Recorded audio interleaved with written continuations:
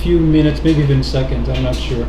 I just unfortunately I have to do laundry today. It's the only time I could squeeze it in because I have to go outside later. So as I said, it will finish pretty soon.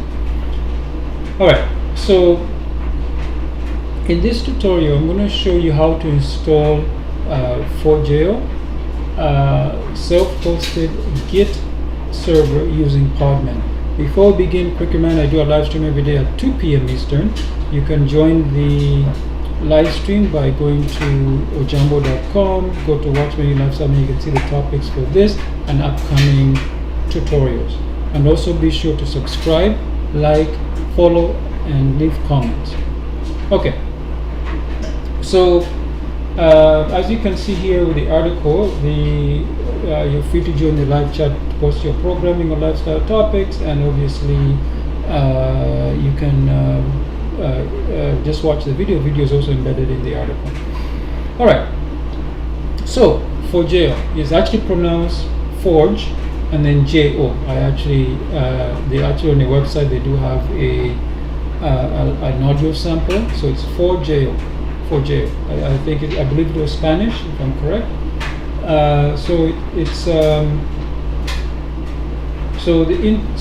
if you're looking for an open source alternative to GitHub or GitLab, Forgejo is a great choice. Built on Forgejo, it's community-driven Git server that you can self-host for full control over your repositories and development workflows.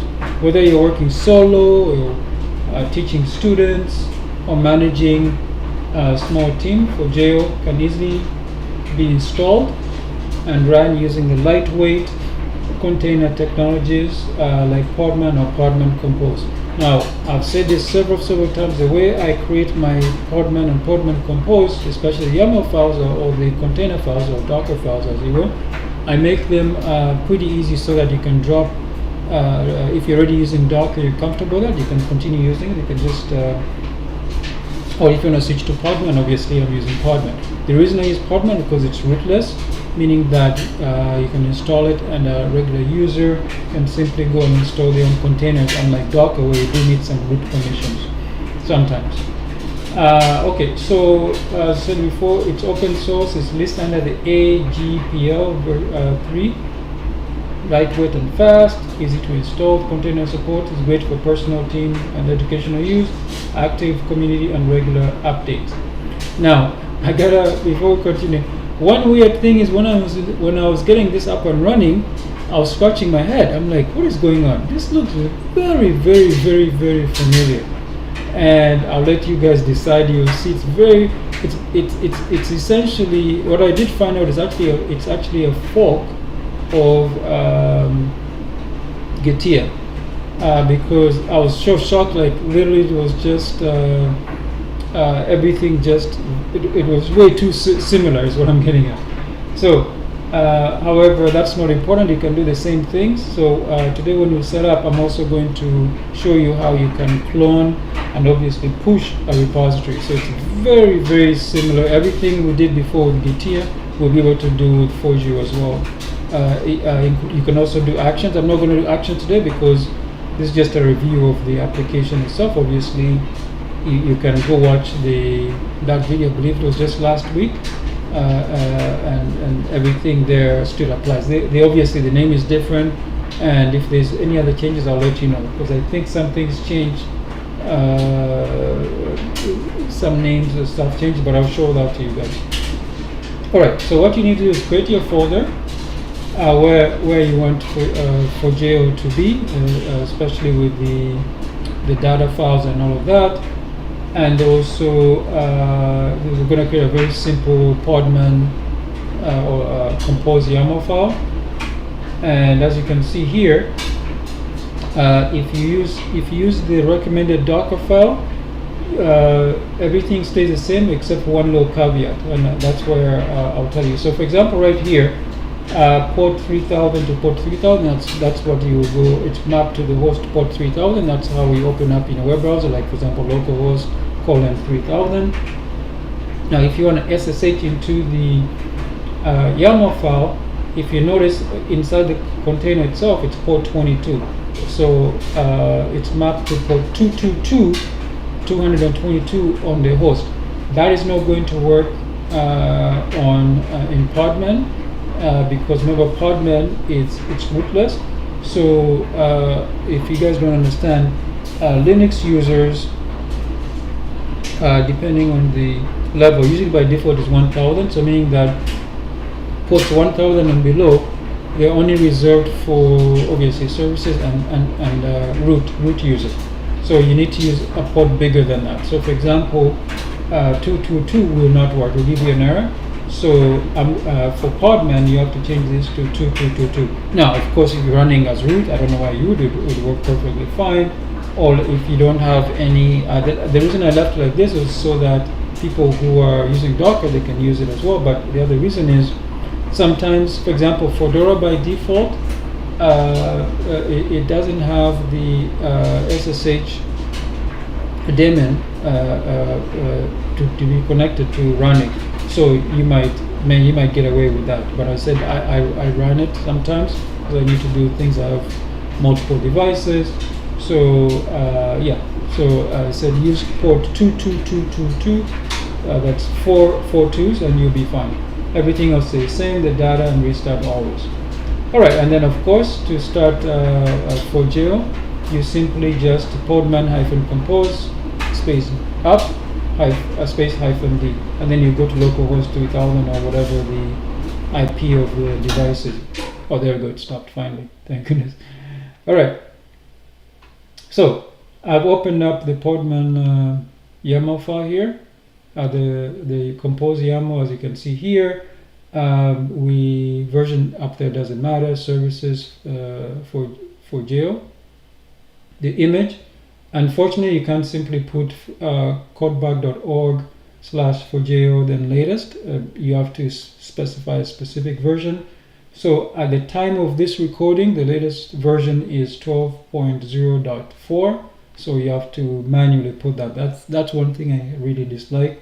Maybe if I used a bash script to start this, you can maybe check out the latest version. But unfortunately, I said you do have to hard code it. That's a little bit of a nuisance. And you see the container name, I just called it Forgejo. Ports, as I said before, see 3000 to 3000. That will be for the web, and then to for SSH. As I just explained a few minutes ago, I see I used 4 twos, 2222.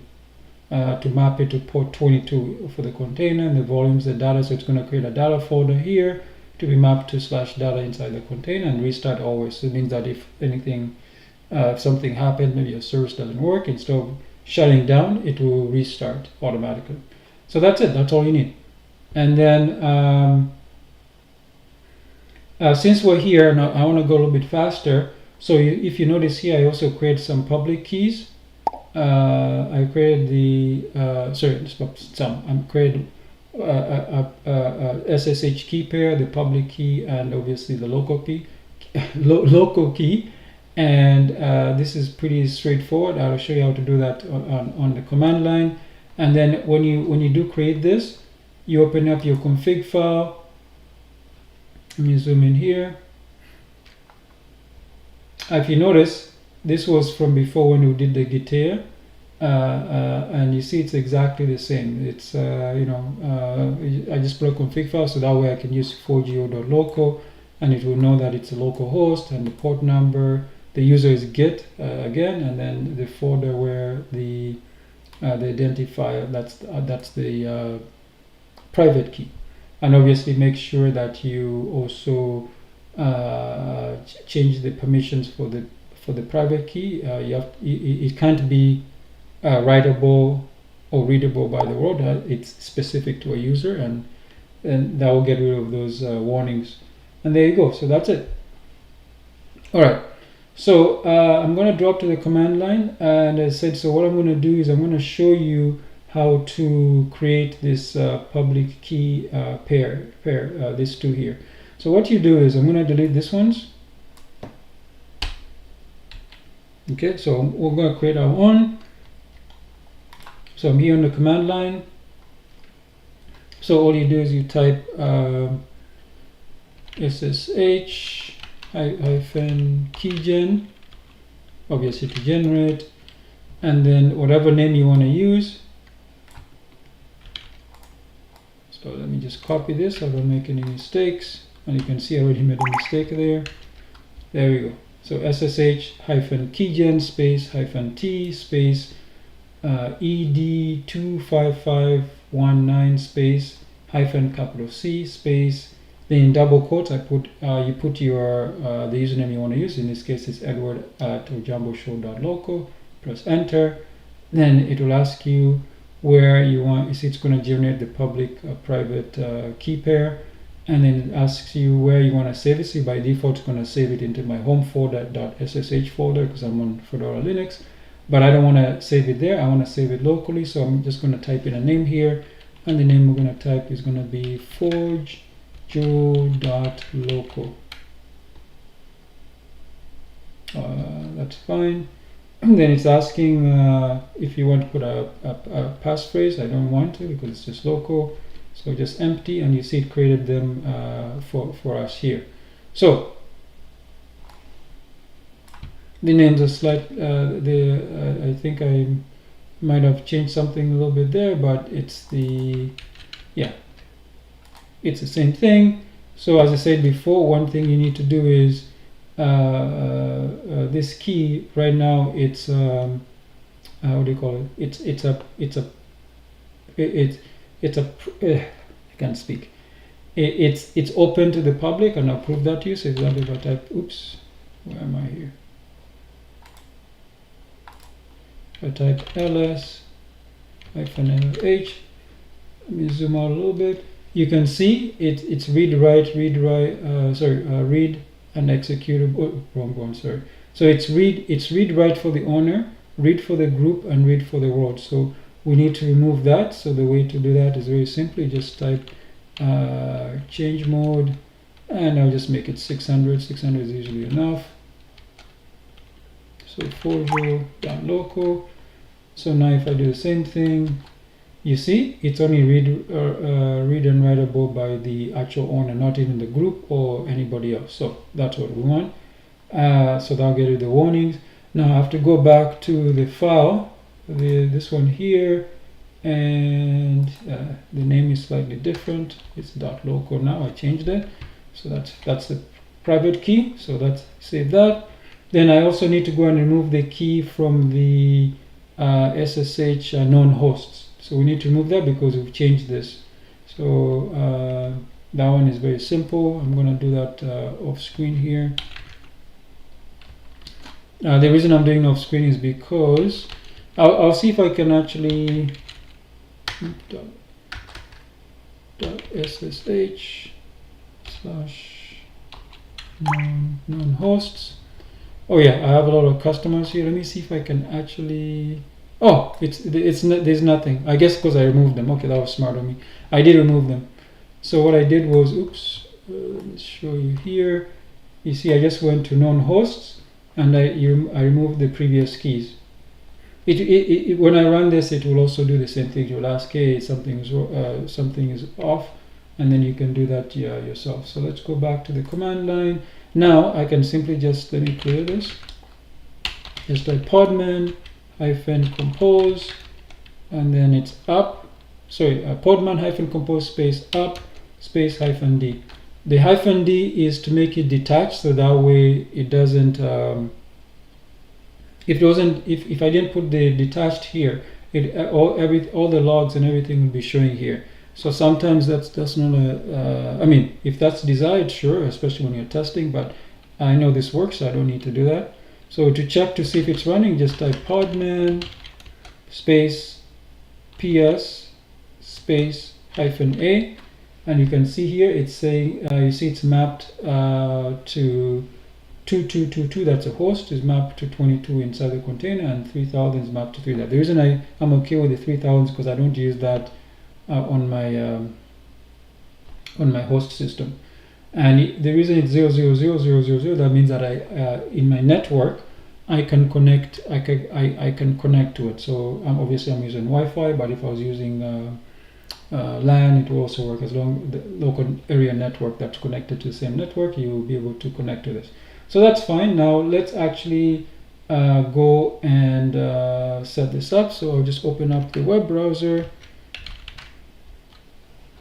Instead of using localhost, I'll just use 127, and that way I'll be able to also get to it using the phone. You can also log into the phone as well. So here we go. So see the default database engine. This is very similar to Git. As I said, it's a clone. Not just a clone, sorry, I shouldn't say that, but I'm saying it was cloned from Git. You see even the path, it still says, this is what confused me. I'm like, wait, why does it say /Git? Should it say Forgejo? So I guess they haven't got around to replacing that. That's why when I looked at this, I was thinking, hey, that makes something wrong. But then when you see it says Forgejo here, Forgejo, and where is it here? Forgejo, you see, so it is accurate. So if you want to change the database type, you can change it to MySQL or MariaDB. It's the same thing. It's a fork, so it will work. Postgres. So I'm going to leave the default SQLite because number one is just me, and even if I had a small team, SQLite will work perfectly fine. Okay, so I'm not going to change any of the settings, including how the user get. See the server domain, I'll leave that as is. The port number will be identified by the SSH. So this is the one inside the container. So don't get confused. So you can also install, obviously, Forgejo without using a container. So obviously, if I was using container, everything would just be simply this port number or whatever port number you use.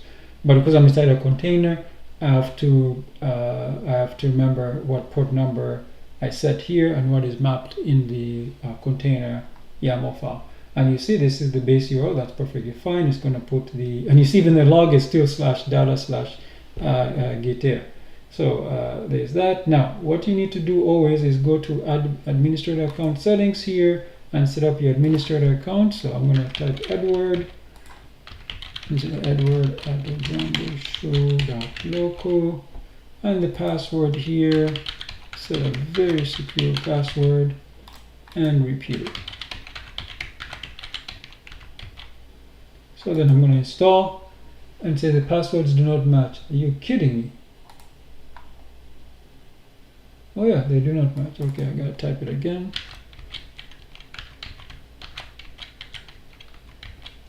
One is longer than the other. Okay, they look the same now. Okay, and you see by default we're using English, and it's powered by Forgejo. You see that's it's different from. Oh, there we go. It's up and running. So, as I said before, it's the interface might be slightly tweaked, but it's everything we did before with Git should also be very similar here. So, for example, you can create repositories and create organizations. We'll come back to creating a repository soon, but this is just a quick overview in case this is your first time and you haven't watched the GT,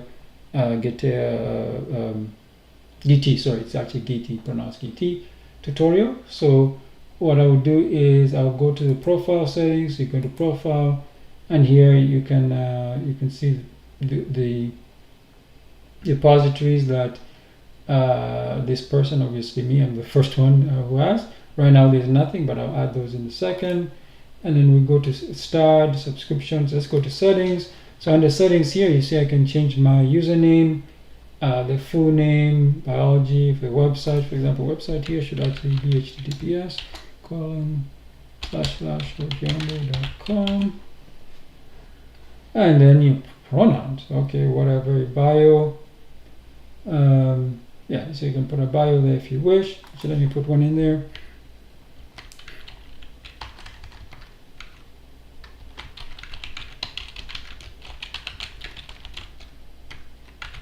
Ontario. All right, and public here, you can hide the email address, hide the activity from profile page, that's up to you. And then under the user settings, profile is the one selected. You can go to account, I forgot to save. Let me hit cancel. Or was it save? I forgot to update profile. And then you can also put your avatar if you want to do that. Let's go to account, and you can see this is where you can change your password or delete the account. Appearance, I like the way it looks, the default theme, so I'm going to leave that as is. You have security, so you can enable two-factor authentication, you can add a security key, or an OpenID URL. For applications, you can create access tokens and the authorized auth2 applications. What else? Under last application, SSH GPG keys. This is where we will add our keys, and I'm going to do that in a second. So for example, just click add here, then you just follow the instructions. It's telling you to grab your it should tell you actually here public SSH keys. Remember there were 2 keys, so just grab our public, and I'm going to do it right now. So this is the public key. So you can do it on the command line, but I'm going to do it in the GUI today. So this is it. Just going to grab it and paste it here. You see it's a very simple one here. So I'll just copy that and go back here and paste it here. And you see, because the name it was there, remember when I put it in the double quotes, so I don't need to, I can change the key name, but I'll just leave it. So then click add key. Then it's going to ask us to verify. So you see this key hasn't been verified. It won't let you log in or to do cloning anything until the key is verified. So what I want to do is, so let's click on verify. Click on verify, and then you just follow the instructions. So it tells you to run this command, and then paste in whatever the result is. So it will show you how you're doing it. You see there's obviously I'm on Linux, I just run this, but if you're on Windows PowerShell or Windows CMD, you'll be able to. So on pure systems, that's like Linux, BSDs, Unix, actually Mac OS, at least in the past, used to be a certified Unix. So that'll work as well. So I'm just going to copy this, go to the command line, which is here, and just paste that in there.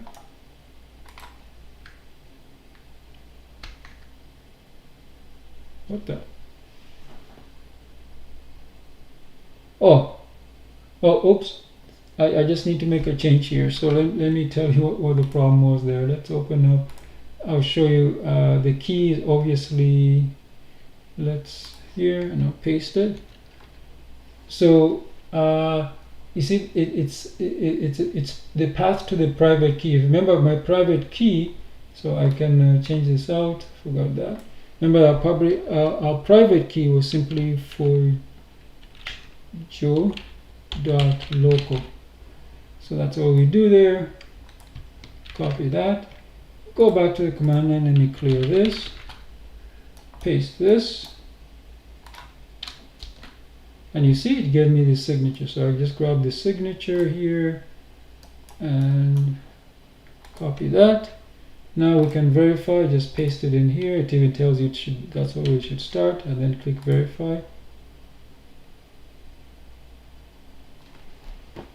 What the?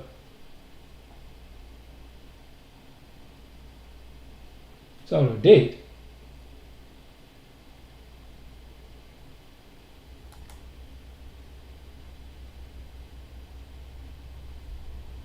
I just added this. Okay. Here we'll do it one more time.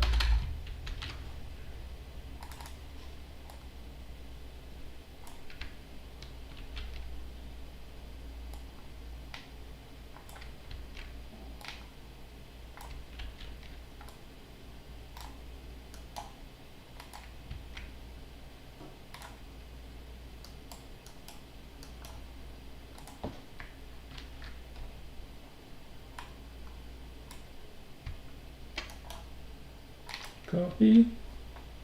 Let's go back here.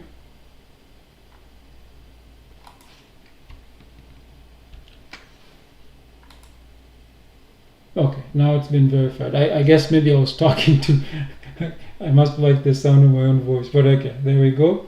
So it has been verified. Now I'll be able to SSH into not SSH, it's using Git user.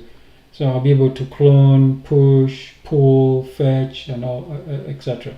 All right, now that's been added. We'll come back. You can also do GPG keys, but GPG keys are for signing. So for example, maybe you want to do a release or you want to verify. Yeah, so you use the GPG keys for that. So actions, runners. You can create a runner. Here we go, and secrets and variables, packages. So for example, under packages, you have cargo, cleanup, cleanup rules, cargo registry index, and then chef registry under webhooks. Add webhooks which can be triggered for all repositories that you own. So yeah, if you want to use webhooks, you can do that as well. As I said, I usually just use Git hooks, but some people still use webhooks. That's fine, you can do that as well. Because sometimes you might not have access to, for example, on they might not give you SSH access, so if you have a repository you need to run some stuff, you trigger it by webhooks, so that's why you use that. Very simple, just click on add webhook and you can see the type of webhooks that are available. Then there's organizations. This is basically, so for example, let's say my organization was called Ojambo Show. Maybe you had an employee or somebody else, a partner. That's what that is. Repositories, there's none. I said I'll create those yet, and then blocked users. So those are pretty straightforward. After that, there's help, and then there's site administration. So you can see what's going on here. For example, obviously the dashboard, identify and access, code assets, integrations, actions,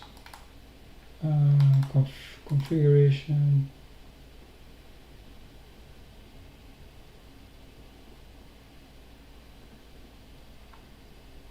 Okay. Sorry, there I kind of dozed off a little bit. I was thinking of something else. All right. So maintenance operations. So you can delete unactivated accounts. You can run that.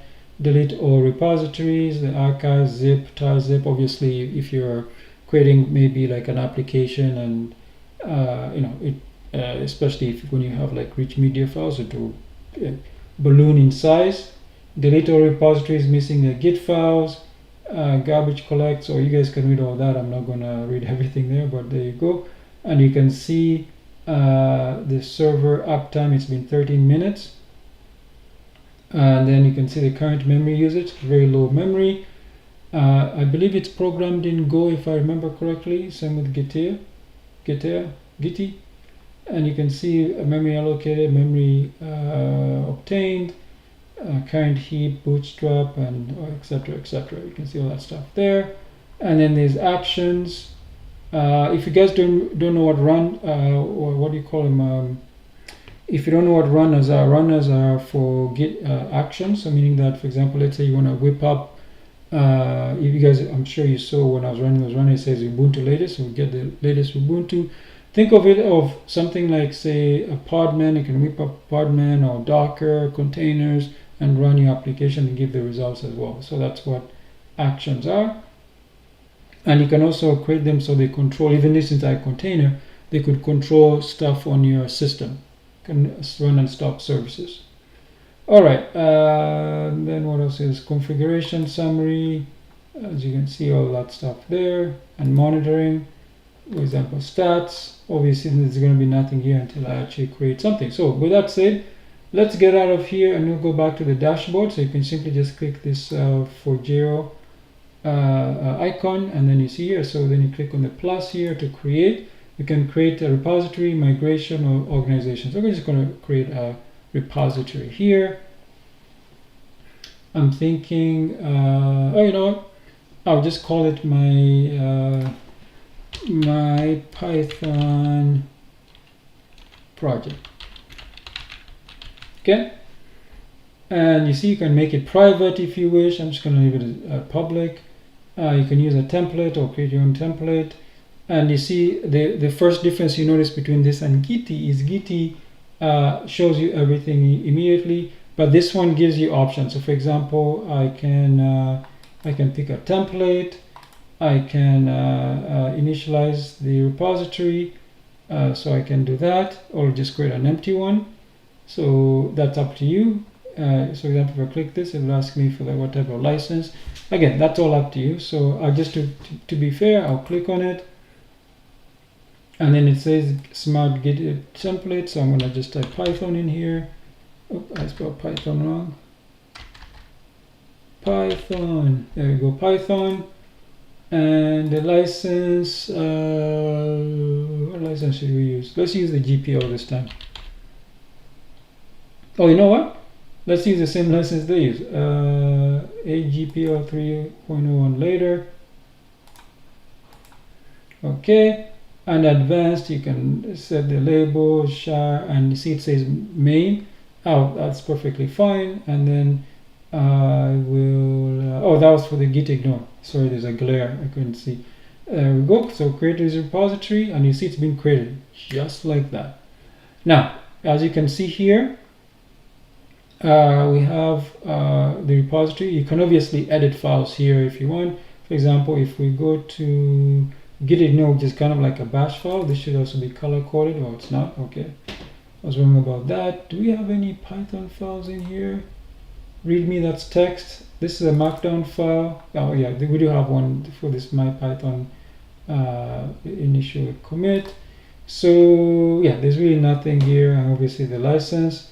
So there's really nothing here. And then obviously, as you can see here, because it's using the default SSH. Oh, that's the other difference between this and Gitty. So here in the other one, by default it shows you HTTP. This one by default shows you SSH. So if you copy this and you can run this.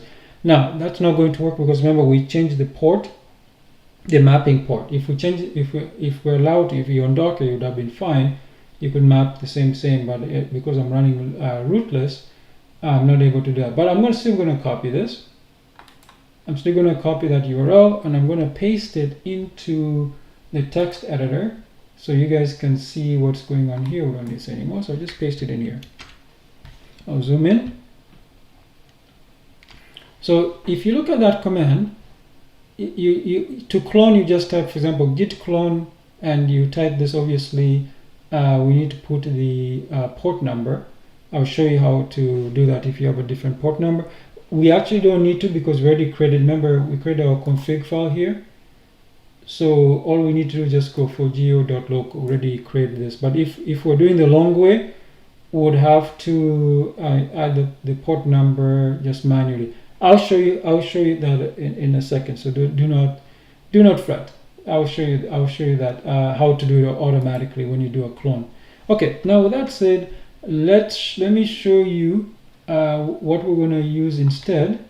Instead of doing it the hard way, we can actually do a much simpler way. Same thing. So this part doesn't change. The only part that's going to change is right here. So what we're going to do is we're going to simply use get all of all that, and remember it's forgejo.local, and that's from our config for forgejo.local. So it already has the host name, it has the port number, it has the user, and it has the identifier, which is the private key. So so if you want to clone, pull, fetch anything, this is what we're going to do right here. So I'm going to copy that, get back to the command line here. I'm going to clear this. So just type SSH, no, not SSH, so git clone, paste, see if forgejo.local, oops, I made a mistake here, sorry about that. This should be colon, and then it'll be Edward, etc. /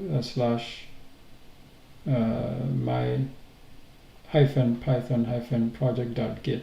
So if I press enter, you see it's going to ask me cloning the authenticity of host 127.0.0.222. Then it's going to, you see, this is why we use the add 25519, the key fingerprint. So it's so yes, we're going to say yes, I want to continue. So it's going to add it in the non-host, and you see it's cloned it.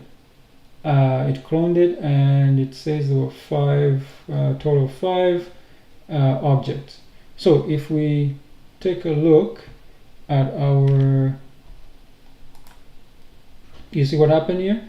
It created the my-python project, and you see it also when I ran the podman-compose, it created this data file. So this data file was created when we successfully ran podman-compose, and this folder here, my -python project, was created when I successfully did a clone. Now if I go in here, you see it has the license and readme file. That's the only files we have. I'm going to show you that you don't need to do a what do you call it,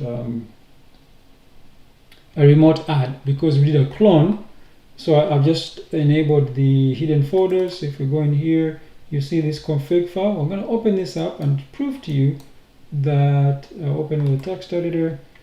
Let's go back to the text editor, and you can see here, you see in the remote origin it already put Forgejo.local Edward whatever. So all I need to do is just, I can now push. I don't need to write the long way with the port numbers and all that stuff. It's already there because of the host that I put in the config, the SSH config file. And you see the main branch is actually called main, not master. So that's perfectly fine. It already has remote origin. So that's it. Now if I go back to the command line here, I'm going to cd. I'm going to clear this first. I'm going to cd into my-python project. So we can also get out of here. Stop showing the hidden files. So here we go. You see there's only 2 files, and obviously the .git folder. So if I type ls on the command line, you see it's there. Now if I type git branch, it tells me that I'm on the main branch. So that means that I can start working with this. I don't need to worry if I'm on master. So one of the problems with me, because I've been using Git for a very long time, and the default is master. So when I create things and I want to push them, it always wants to create a master branch, right? Although if you're starting with a new project, usually they're going to use main. So what I need to do is, it's kind of a nuisance for me. Sometimes I have to basically merge it or things like that, or redo my work. So I have to be conscious of that. So what I usually like to do is, before I do a clone, I like to go and, for example, if I'm cloning, if I'm writing some stuff which I want to push, I have to be careful with that. But it's pretty simple. I'll be aware of that. I was kind of surprised because my system, not restarted. I had a bug where I had to reinstall the system, so I was still surprised it defaulted to master. I was okay, that's fine. All right, where am I here? Oh yeah, so let's create a few. Let's create a few files here. I'll just create. I'll just create one file. Actually, you know what? I'll just use nano. I'll just create one file only. That's enough. So here's nano. There's absolutely nothing here. So I'm going to create def add space add. You see this color coding. I recently did a nano tutorial on nano, I believe. Yes, I did. Yes. So you see it already. What I'm saying, it already has the color syntax. Obviously, it's not smart enough to know that I want it to go.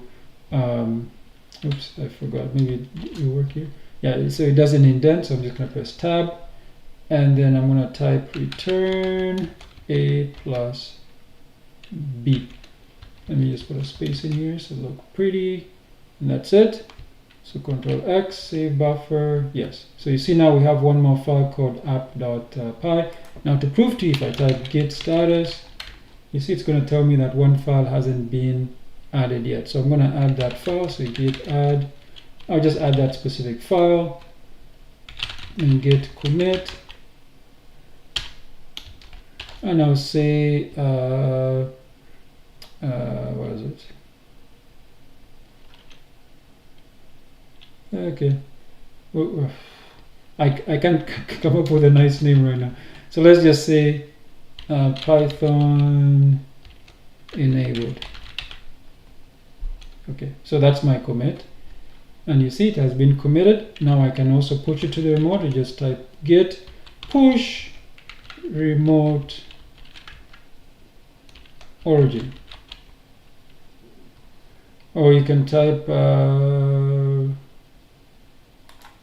origin remote. Yeah, that should be enough. Oh, okay, so it doesn't exist. So let me, okay, so I have to make it up. So oh, it's the first time. Okay, so then I'll say origin main. There we go. So it's pushed it to mains. Basically, it's set to track this one to the to the remote one. And you can see here it gave me the hash.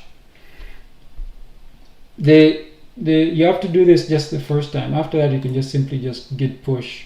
It's because it wasn't set up. I thought when I cloned it, it set up again. It did not. So you just have to do this one time.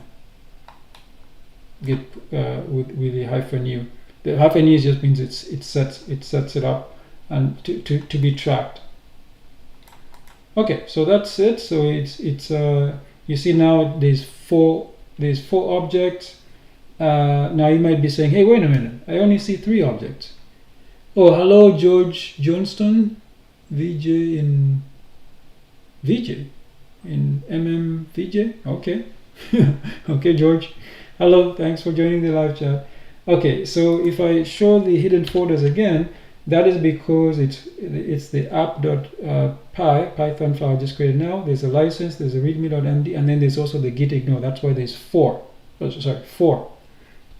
This is just the git folder for tracking everything that doesn't count in when it's counting the objects here. So there's 4. This is 1, 2, 3, 4. Now in Unix type systems, when you put a dot in front of whether it's a folder or a file, it's hidden by default. So I have to toggle it with Control H in the web browser. Obviously in the command line it's simply ls-al, and you see it will show up here. You see this one here or this one here. Now if you want to see it a little bit better, let me actually type just L. Is it -1? 1, yes. So you see when I put 1, it doesn't show the hidden files. So I have to put an A. The A means all. So it will show all of them. You see there's the .git here, there's app, the .ignore, and license. So this is color coded to mean it's a hidden folder. All right, so that's, so if we go back to our, and you see this file has changed as well. So that, remember, this is what it looked like before. So now let's check what it looks like now. So I'm going to discard and reload. Discard and reload. Can you see the difference? But it did. If you don't know, it added this line. All right. Okay. So what's wrong here? Okay. No, this is just a testing file. So let's go back here. Now I'm going to go back to the dashboard. Obviously, you can see the changes here. So I'm just click the dashboard here. And you see it tells us that this repository I created obviously when I was inside Forgejo, and you see I created 12 minutes ago, and literally 2 minutes ago here you see the hash here. I pushed something to the repository, so I did push it. Now I can simply just click on it, the project, and now you can see I do have my app my Python file is here, and you see it says 3 minutes ago obviously because I'm talking. And you see this is the hash here, and when you click it, it shows you this is the hash, sorry, the parent hash. It shows you what I did. Obviously, first of all, it's a new file, and basically everything in that new file is new. That's why you see the plus. Plus means an addition.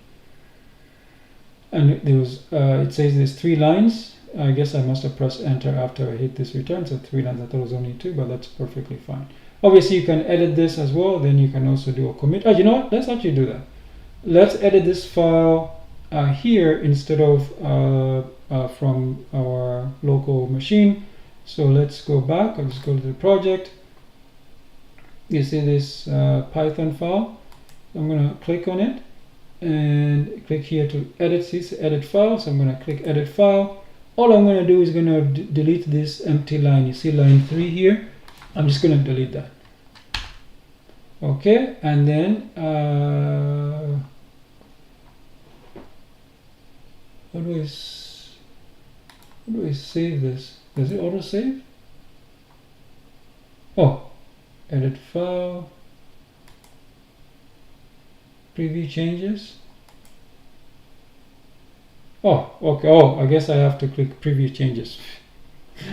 You know, guys, save would be easier. Okay, so I'll just put here what I've done is I have what do you call it? I have update. That's actually correct. I can just put it here. That's fine. I'll say that I have removed empty line at the end of file. That's it. So, and then it says commit directly to the main branch. Or I can create a new branch and then merge. But I'm just gonna commit directly to it. So I'm gonna hit commit changes. And you see it removed the empty line, and you see it has a different hash for me. So if I go back to the repository, and you can see now, you see it says update up.py. That was the commit that we just did. Now if I click that particular commit, you see it shows me what I did. You see it says minus. That means it was removed. Okay, and you see it says even right there, tells you there's been one deletion because I did delete a 9, and then you can compare the previous file to this file. Obviously this should be a good you can go to a specific commit as well. So if you see here there's 2 commits, you can go to a specific commit to see what the file looked like before. But I'm saying this is pretty good. I'm okay with that, and obviously you can click view file. I don't need to do that, so I'll go back to the project. So you can also edit files there. You saw there was a what do you call it, syntax highlighting. So if I just click the file itself, you see the syntax highlighting is what I'm saying. It's color coordinated. All right, anything else here? And this my Python project is obviously because of it's in the README. If you add something there, it will also show up here. So let's go and edit that one. So we can click edit, and you can see it's using Markdown. So if you don't know what Markdown is every time you put like hash, it will be bolded. Okay, so there we go, and I put another empty line. So I have to click. I really dislike this preview changes thing. Okay, so it wants me to do a commit. That's fine. I'll just leave that one as is. See, be bolded, and then I go back here, and you see because by default it's a Markdown file, it will be put here. And obviously you can also look at the license, and here's the license. License unfortunately is just pure plain text. It's not a Markdown file. And there we go. So then there's I already showed you the git ignore. So I showed you all those 4 files, and that's it.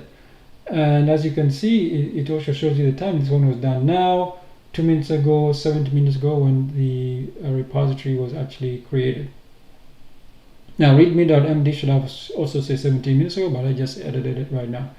All right, and then there's been 4 commits. Remember the first time we created the repository, and when I did a push with the app.py, and then I edited the app.py, then I edited the readme.md file, the Markdown file. So that's 4 commits. Okay, and then there's only 1 branch. So if there were more branches here, you'll be able to search for them. Right now there's only 1. I haven't added any tags, and the size is 40 kilobytes.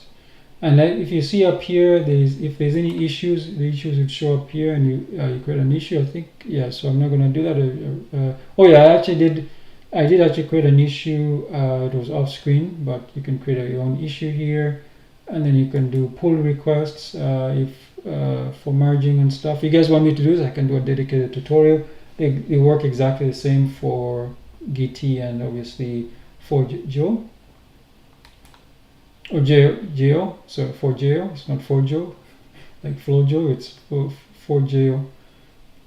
You can also create, you can search for projects, releases, I haven't created one yet, packages, there are none yet, and then you can create a wiki, activity, and actions. So activity, it shows, obviously it will show how many, what's been going on here, and you can see Edward, that's me, I have 4 commits, so that's the activity for the past 7 days. I guess the week ends on Sunday, right? And then actions, obviously you can create an action and it will show up here. I haven't created one yet, but it's the documentation. You can read that, set up the runner, and all of that as well. So if we look down here, interestingly, you see my mouse, look down here on the top, bottom left, see it says powered by Forgejo version, and it's 12.04 plus GT, right? So that's why I said it's a fork of GT. So I guess they haven't replaced all the names. Okay, so that's basically it. I said I didn't want this tutorial to take too long. I was going to make it nice and simple, and just focus on Git instead of all the features. I said if you guys want me to go through the features, let me know. I can. I don't mind coming back. I can do it in Forgejo.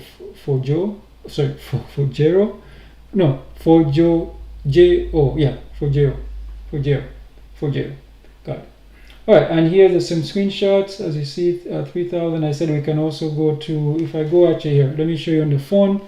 If I do remember here, I'm going to show you on the phone. I'm going to open up the Chrome browser on the phone and go to the IP address. It will be 3000. Yeah, see, there we go. You should see it. There we go. Now I can log in here, and let me click. I clicked on Explorer. See on the phone, I clicked on Explorer, and then you see there's one public repository. So what I'm going to do, it's basically, and then let me click on actual repository there, and as you can see on the phone, I'm going to repeat the same thing here soon, so you can see it. So let me actually close that. So I'm going to log out. I'm going to sign out, sorry, and you see here, yeah, this is what it is, and then you can click Explorer. And then Explore, you see there's right now there's only one repository, and I remember I made it public, so here it is. So this is what you look like, and you see it shows here, and then I can simply clone it. Oh, that's weird. I guess when you're logged out to log in to, oh yeah. So because you don't have SSH, that makes sense. Oh, that actually does make sense. So they don't allow SSH, so you have to use HTTP to do the cloning. Or you can download zip, tarzip, bundle, open with the VS Code, VS Codium, or IntelliJ IDEA.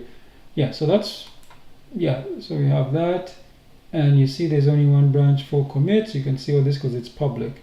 Now if I go back to Explore and just click on Edward, obviously you can see Edward's, I guess the public activity and how many projects which are public are visible here. So you can see all this here.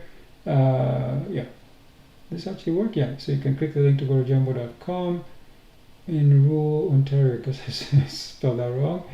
Yeah, and you can see it's Python. Oh, it must have detected. Oh, no, because I think, oh yeah, when I was setting it up, I did put Python. So that's why Python, how did it detect Python? So that's how it is.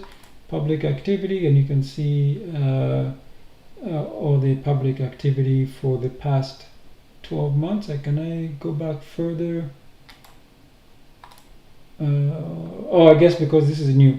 I'm wondering what would happen if it was, I've been doing this for 2 or 3 years. I guess that would be there as well. All right, so that's simple enough.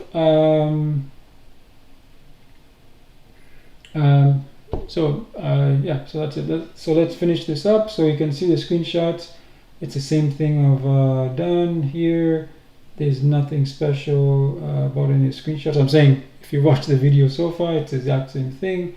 The screenshots just give a quick overview. I even have a screenshot of creating the SSH keys and putting it there and verifying, and putting the using the SSH config with keys in different places.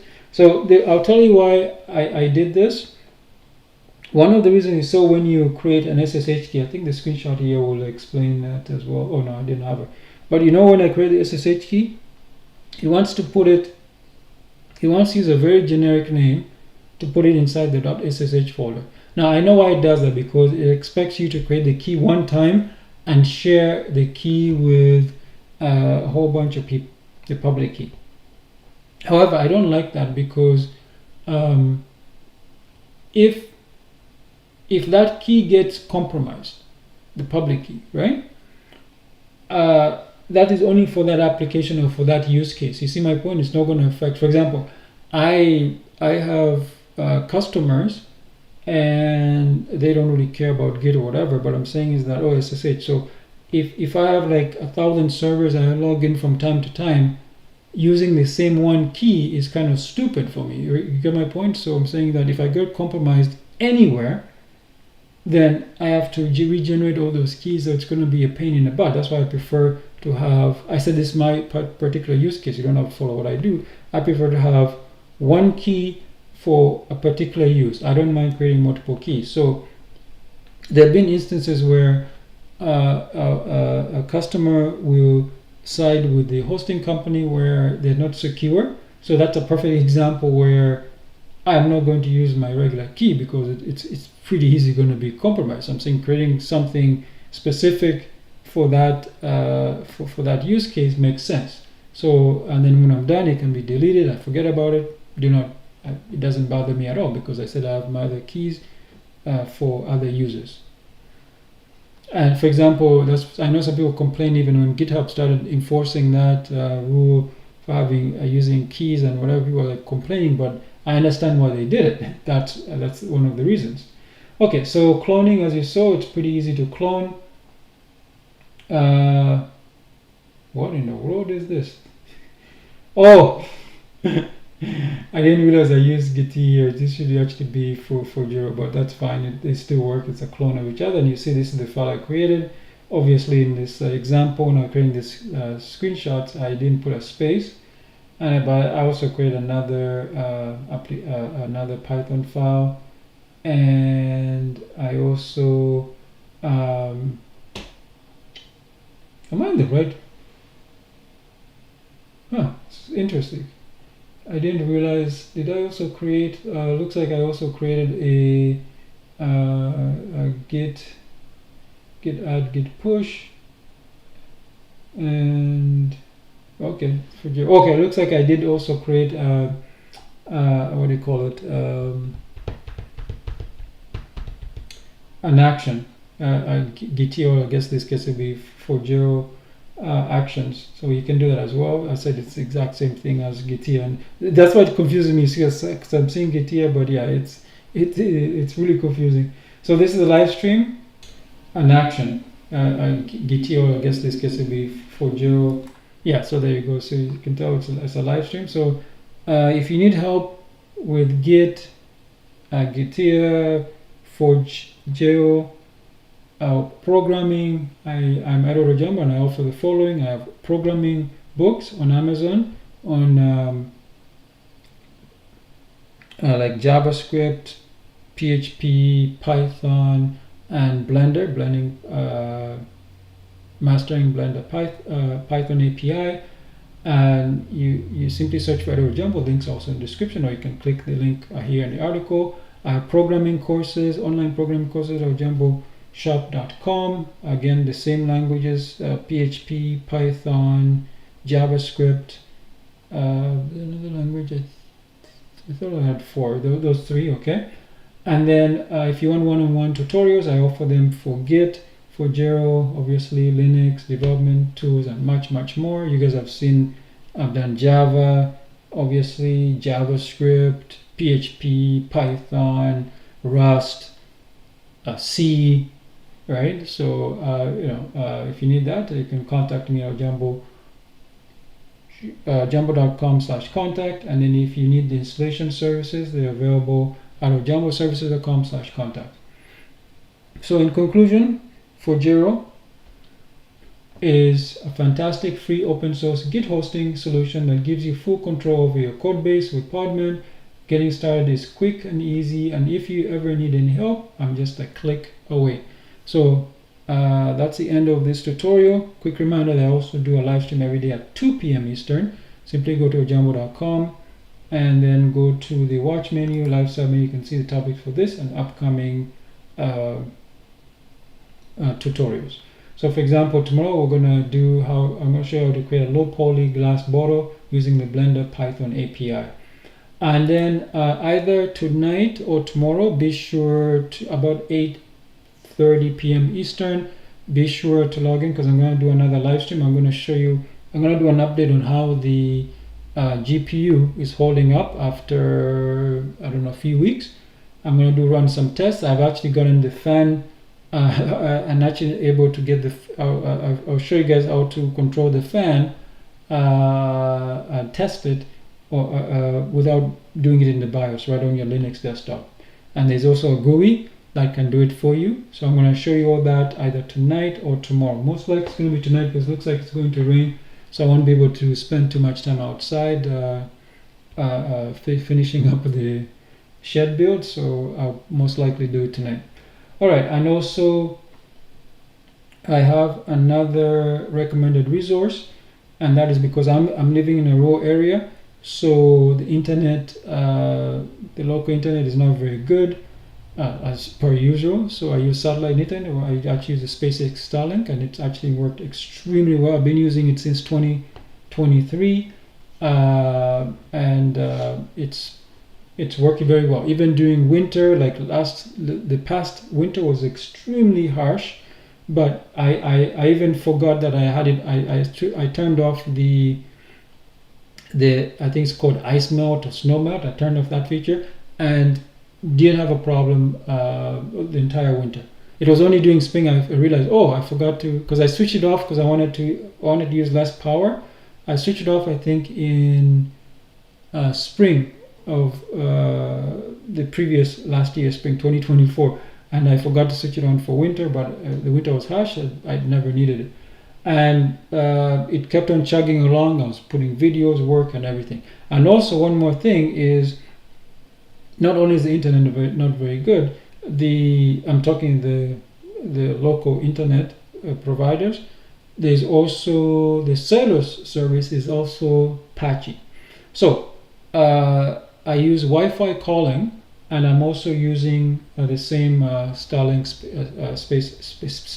SpaceX Starlink for that. So on my phone, I'm sure you guys have seen sometimes I'm getting calls from customers or scammers. When they call, you see it works fine. I'm able to send text messages, receive text messages, and it's as if I'm in a local area, as they call it, when you have your cell service, and it works perfectly fine. So even right now, I'm doing a live stream. I'm using SpaceX Starlink, and it's working extremely well. So this is my referral link.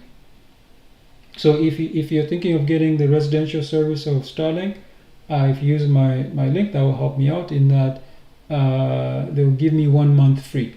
So that's why I put it here, so it won't cost you extra. You can help me out as well. Just simply use my referral link, and I get a month free. Okay, so with that said, I think that I'm checking the live chat. The only thing from live chat was from Greg Johnson, the VJ in MMM VJ.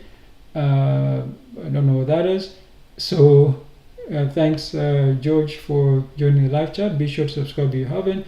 And for the rest of you, thanks again. And I'll see you guys tonight at 8:30 p.m. Eastern and tomorrow at 2 p.m. Eastern.